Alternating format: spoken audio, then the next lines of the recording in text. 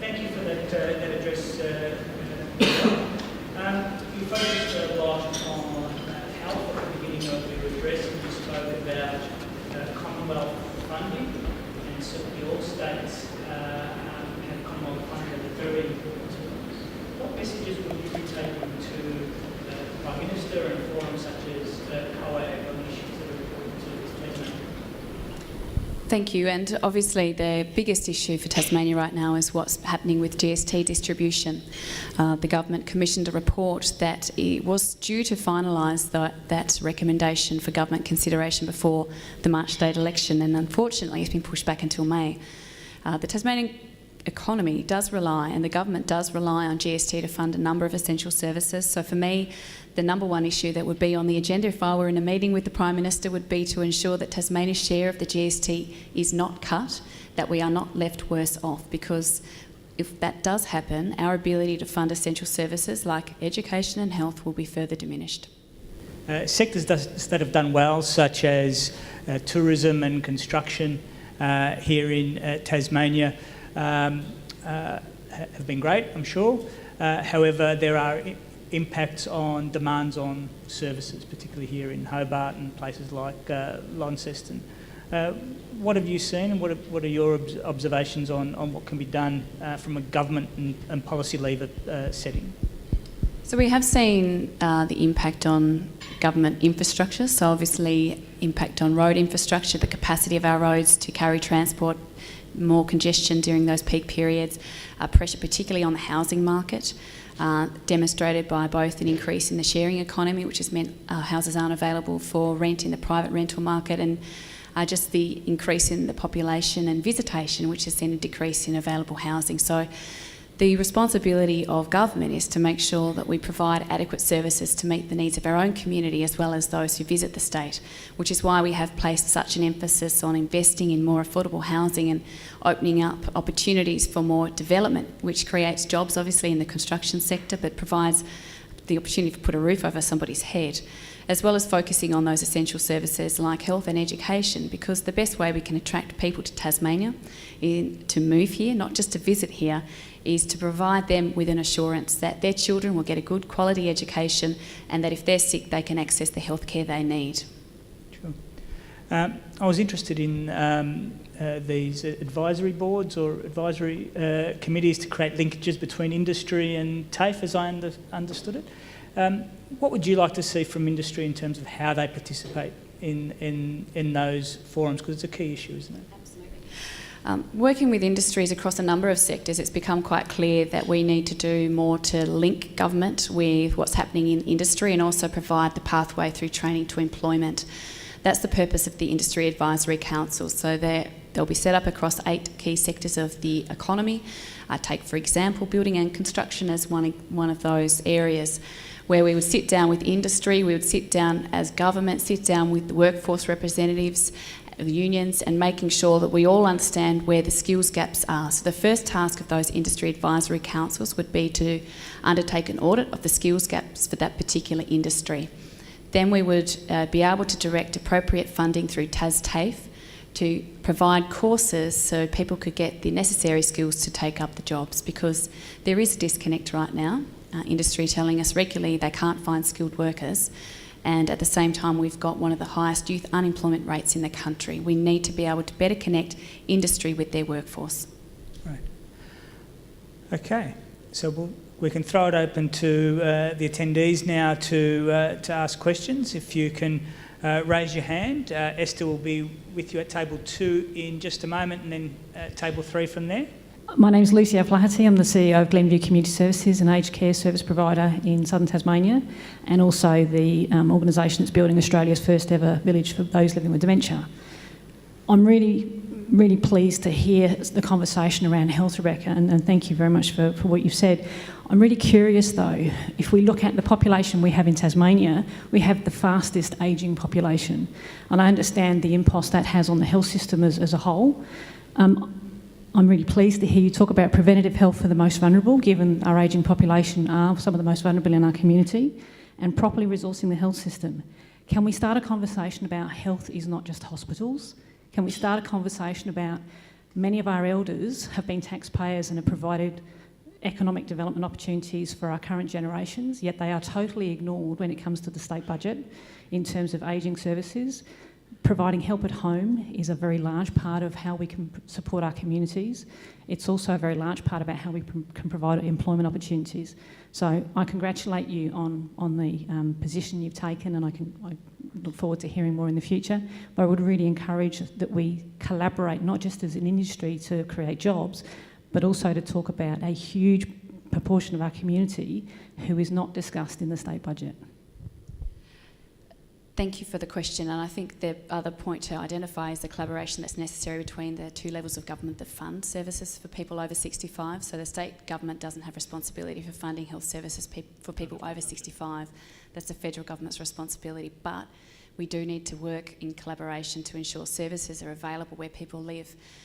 In our health plan that we announced yesterday, we have spoken about primary care as well as preventative health care and delivering services where people live in the communities, not just about hospitals. Hospitals get the headlines, absolutely, and obviously the hospitals are under huge pressure right now and that they deserve to have that attention, but the best way to take pressure off the hospitals and take pressure off the health budget is to invest in more primary care, community care services and make sure people can stay well and out of hospital.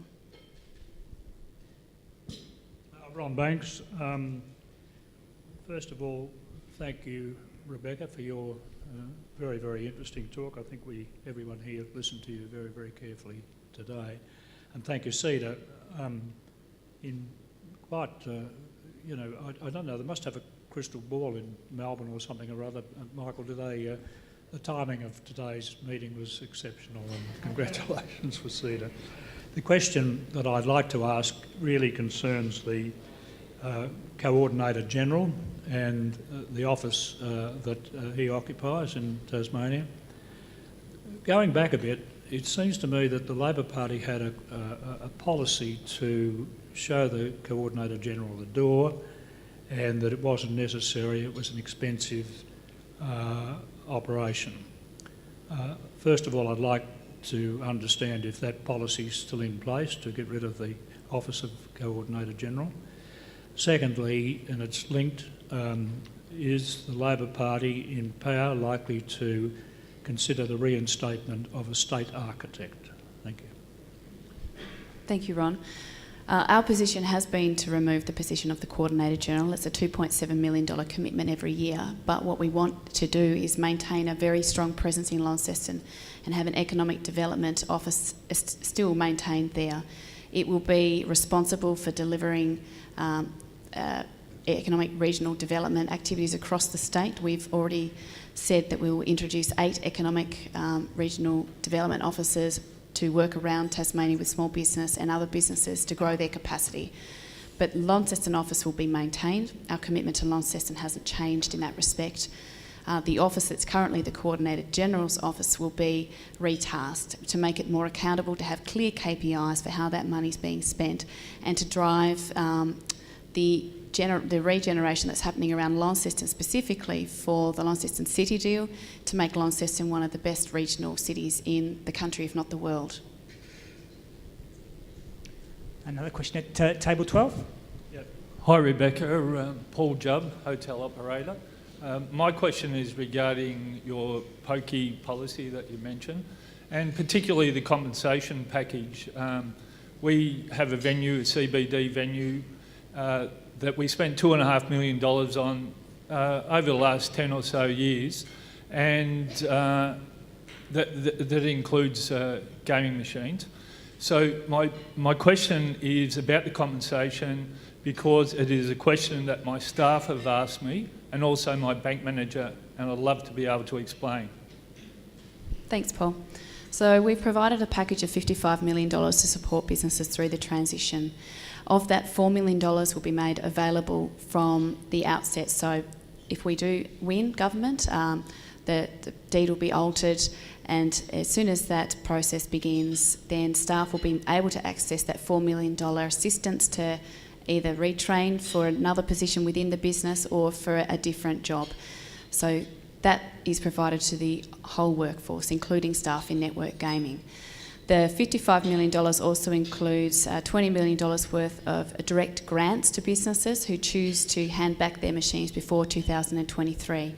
I mean, the reason we're having this conversation is there is a licence that exists between the government and the monopoly poker machine provider of all poker machines in the state that does come up for renewal this year. That's why it's also an election issue. The timing has coincided. So as a part of that process, for those of you who aren't as familiar with it, the government can flag its intention to vary the deed, which doesn't take effect until 2023. So effectively, no poker machines can be removed from the Tasmanian community before 2023 unless venues voluntarily choose to hand them back. In the circumstances where they do that, Labor will assist them with the transition with a package of grants, but there's also low interest loans that they will be able to access, and we've got a provision of $5 million that's to support specifically those clubs, so RSL clubs, which of course isn't your business, Paul. So staff will be able to access support from day one, and we would work with your business to understand what might be useful to you in terms of accessing either a loan through the TDR board or accessing a direct grant to help you change your business model, alterations to your business, putting solar panels on or other infrastructure investments that you might need to make.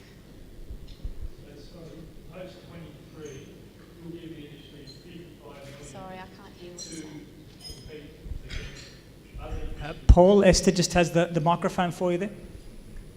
So post 23, you'll give the industry $55 million, those with gaming, to compete against their fellow industry participants. No, the package of support, the $55 million, so the $50 million is made up of $25 million in low interest loans, $20 million direct grants, $4 million for worker assistance, and the other $1 million is for things like support to sporting clubs who might seek sponsorship and those types of things. Businesses will only be able to access that if they hand their machines back before 2023 in recognition of the fact that they are giving up a product that they don't legally have to give up until 2023, which is when the deed would take effect if we are fortunate to win government. Ms White, if I can ask a question on energy, in particular national energy reform. You mentioned affordability, but also there are opportunities for Tasmania in national energy reform. Where do you see Tasmania's place in the national energy market? Well, Tasmania should really be proud of the fact that we are such a renewable energy powerhouse, and it's a sad thing to see that we don't have a clean energy target anymore at a federal level, because that does disadvantage Tasmania and it reduces the certainty for investment in renewable energy. Tasmania will be able to achieve a status as renewable energy generator, 100% renewable energy generation in the coming decade, which is very exciting. And the ability for us to participate in the national electricity market and basically trade that valuable commodity will be enhanced if there's a clean energy target, because right now the value isn't being realised by the fact that we are a renewable energy powerhouse. Just over here. Hi Rebecca, Mike Davey from the Federal Group. You constantly talk about the $110 million that's lost within the venues on gaming machines throughout the state, and that putting about half of that back in will make a big difference. The thing I'd just like to point out and then lead to a question is that $45 million of that goes to the government, which then spends the money throughout the state. 45 million plus the 55 million that you're going to actually spend in compensation for venues, that's $100 million. How are you going to pay for the significant investment in health and your other policies? Because I haven't heard anything on how you're actually going to fund your policies. So even the Premier has acknowledged that gaming revenue to the state budget is essentially not noteworthy. It's about 1% of revenue to the state government. It's not $45 million, it's about $32 million. And our policy, once it takes full effect, we'll see a hit to the budget bottom line of about $12 to $14 million, and that's based on Treasury modelling that was provided to the parliamentary inquiry that Peter Gutwin set up. So I think the fact that the cost to the community, which is between $50 and $144 million every year in lost productivity, crime, domestic violence, is far greater than the loss to the revenue. So the cost of not doing something is actually greater than tackling this issue. There's a question just at the front of the room here. Thank you, Rebecca. Tom Lynch from the Community and Public Sector Union. Over the last week, we've seen the Productivity Commission report on government services handed down in various stages, and I think it's fair to say Tasmania has not come out of that very well, with the amount spent on key services falling and the outcomes therefore also falling. We have a big job to do to reinvest in services. You've got a platform of fairness and equity and public interest. How are you intending to reinvest in services beyond health? We've got a number of announcements yet to make, so I kind of say watch this space. Obviously, investing in education is a priority for the Labor Party, and we'll have more to say with respect to that. Health, obviously, is the number one issue that many Tasmanians are talking about, and if you do look at the Productivity Commission report, and particularly data that is available for the last 2 years for how our health system's been performing, it's woeful. So we do need to invest more into the health system and essential services, education, health. Providing appropriate housing for people should be a fundamental responsibility of any good government, and that's why we've made it our priority. But there'll be more to say about the detail of those policies in the coming weeks. Rebecca Martin, Tourism Industry Council, Tassie, fellow grumpy guy with Tom. Look, I guess you're probably sick of having this question put to you by media, but it's obviously something that's on the minds of probably every Tasmanian in this election. Despite comments about no deals and the like, the reality is you've got a massive Everest to climb to achieve the position of majority government. I think it's an unprecedented swing to you.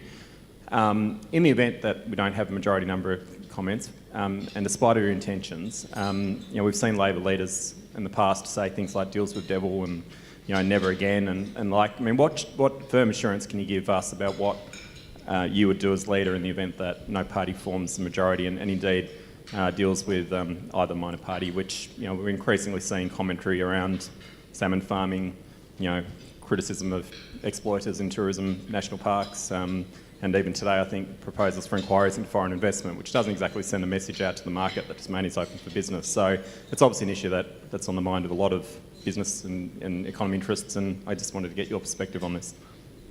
Thank you, Luke. We have made it very clear we're campaigning for majority Labor government, and there will be no deals with minor parties, and certainly no deals with the Greens. And we've also said we won't govern in minority. So I hope I've made it very clear that our intention and my ambition is that we form majority government.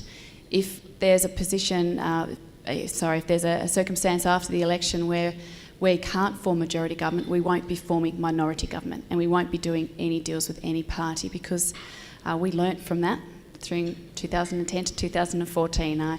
I was elected in 2010, experienced that firsthand, and particularly representing the seat of Lyons, which is predominantly a regional and rural part of Tasmania. The feedback was very, very clear to me that they were very disappointed with the Labor Party for engaging in a partnership deal with the Greens, and I will not do that again. I've made that clear, and that's my word that I've given to people, and I won't be breaking that promise. Hi, Abe Francis from AECOM, though my views are my own rather than the organisation I work for.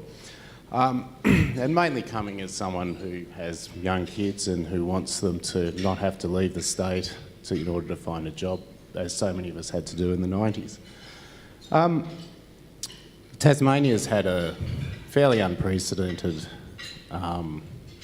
rate of economic development over the past few years, and it's built upon the natural advantages of Tasmania in a producer of small quantities of very high value goods, which there is now a global demand for. However, a lot of the constraints to primary producers and to the state still remain, such as getting the goods off the island cheaply so that they can compete in a global market, and ensuring that the increasing population, which I think Tasmania needs, is appropriately planned for in the way that we plan in our urban settings, and how we take full advantage of these natural advantages.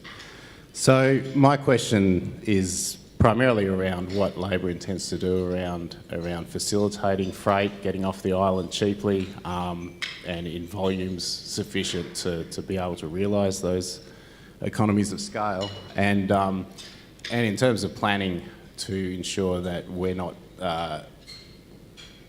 not losing future opportunities because of some fairly short-sighted gains. That was a very broad-ranging question. I'll do my best. In terms of freight challenges, there's no doubt there's been challenges and capacity constraints across Bass Strait. The government ordered 2 new Spirit of Tasmania vessels before we went into caretaker. So those will come online at some stage, and that will increase the freight capacity for produce needing to get off the island and also come to the island, because the other challenge has been bringing people in as well as products in, even if it's just packaging goods, to then get the product off the island. So that's certainly, that piece of water is a challenge, and it continues to be. But Labor remains committed to the Freight Equalisation Scheme, which is a really important scheme that supports providing some equilibrium for producers competing in other markets. The integrity of the Tasmanian brand is where our value comes from. So we really need to protect the integrity of that brand and invest in things that maintain it. Biosecurity, and we've seen unfortunately some disease incursions in the last week, threaten access to markets. So it's all very well and good to think about the physical links that we need to markets, but you actually need to think about what provides us access in the first place. And protecting the quality and the reputation of the Tasmanian brand has to be first and foremost. But which kind of links in with your second point around planning for future growth and expansion and protecting the things that make Tasmania unique and those sort of natural advantages that we have.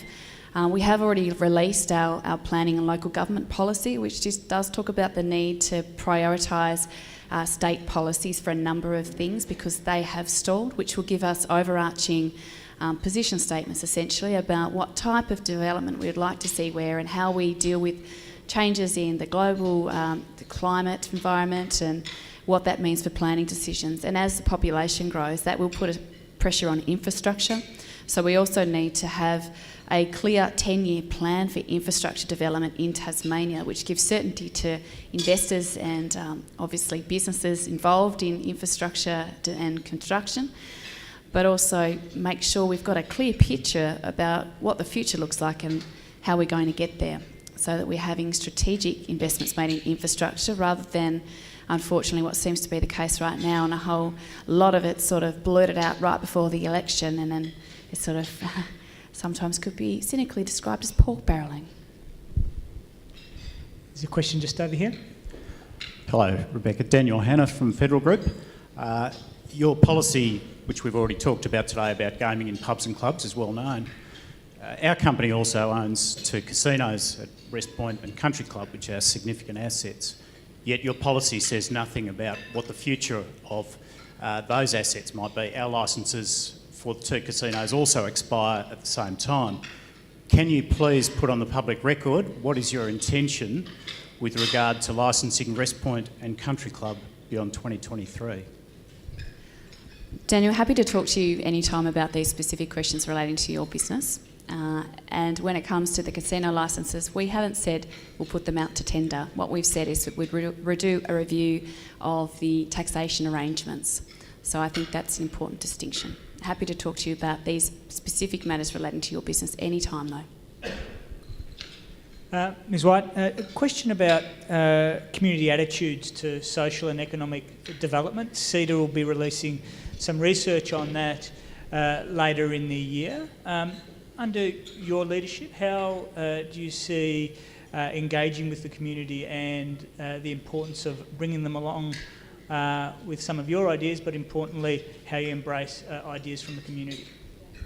I think it's becoming more and more important, and you and I privately had a chat about this because the participation of community now is much greater because of the prevalence of social media as a platform for people to engage and share their ideas and actually have their voices heard. So when ideas are shared by traditional, positions of power, so leaders, politicians, they can easily be challenged. And if people don't like what we're saying, then they have a way to raise their voices. So it becomes very important for policymakers and decision makers to better engage with those people that the decisions affect. And I think government will have to learn that quickly. It's a dynamic environment, and we're still a little bit cumbersome and old-fashioned about the way we go about public consultation and engaging and empowering communities to have a voice.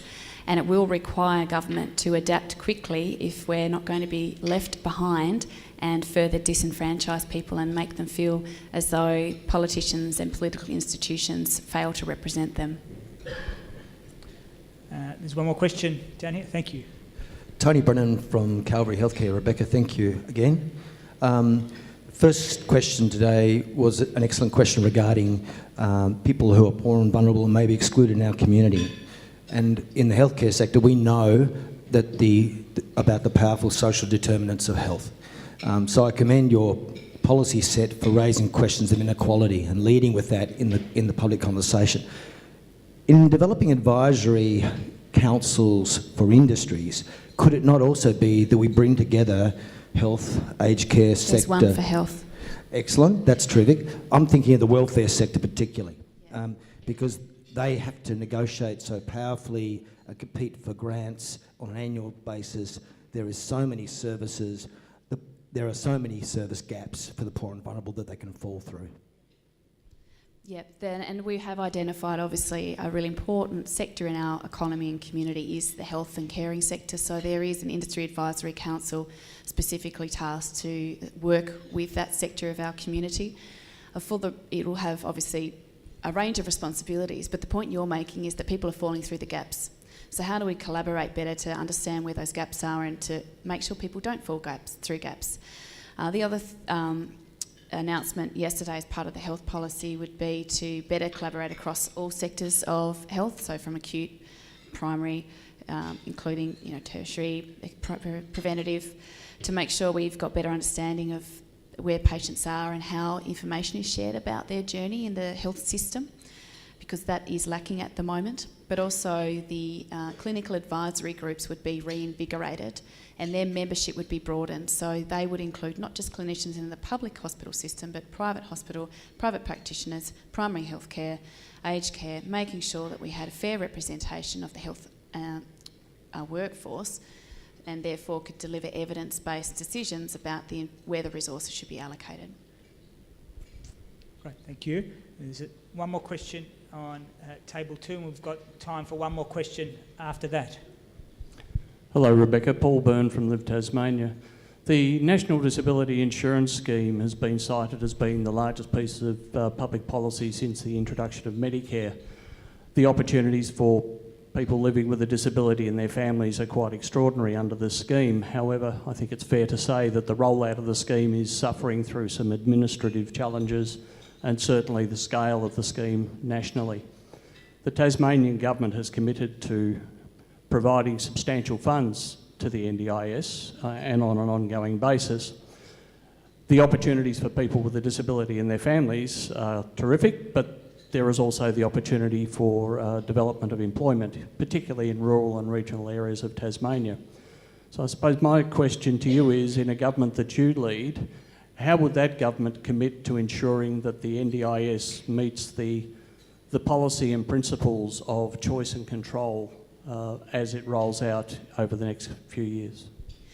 There's a couple of good points you've raised there, and I think the initial reaction I would have is we're absolutely committed to the NDIS, so there's no question about our commitment to making sure it is rolled out and that it's rolled out in a way that enables full participation of those who are eligible for it.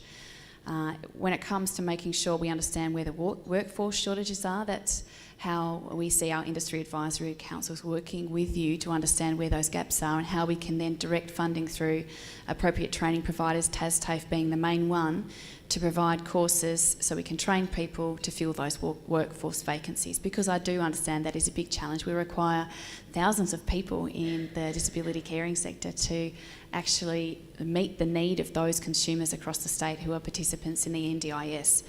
So I think we can work together to do those things and make sure that the scheme as envisaged is actually what we get in practice. And we have time for one more question, just in the middle of the room. Esther, table 7, I think.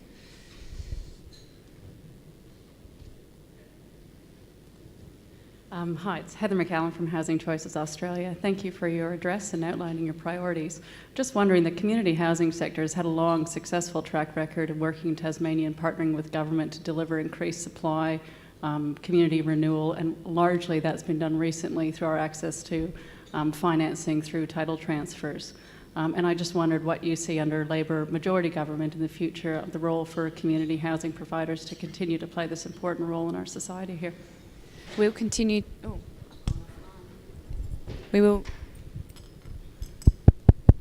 Sorry about that. Now I think it's working. We'll continue to partner with community housing providers. So our affordable housing policy, if you haven't seen it, does outline very clearly that we'll continue to work with community housing providers as well as Department of Human Services to make sure we can provide appropriate, affordable accommodation to people in need. The Labor Party has not been supportive of title transfer because we didn't think it was appropriate that the government gave away $60 million worth of public assets. We believe that through the Better Housing Futures initiative and the transfer of management, there is enough ability to leverage equity from the rents that are provided for investments to be made. But we also believe it's a responsibility of the government to fund public housing, which is why our initiative will, in the $106 million that we have allocated, will help build 900 new public housing properties, rather than giving title away to community housing providers. Doesn't mean we don't want to keep working with you. Absolutely we do. You perform such a really important role. But we believe that those public assets should remain as public assets. Right. Thank you. We've run out of time for questions. I'll start off by thanking the floor for asking such insightful questions and allowing us to traverse a broad range of territory on the issues that are important to you. So thank you to the floor. Thank you to Rebecca White for, of course, committing her time, but importantly from CEDA's point of view, putting so much effort in having an open and expansive dialogue with the floor, and importantly, a thoughtful address for us all to listen to. So thank you so much.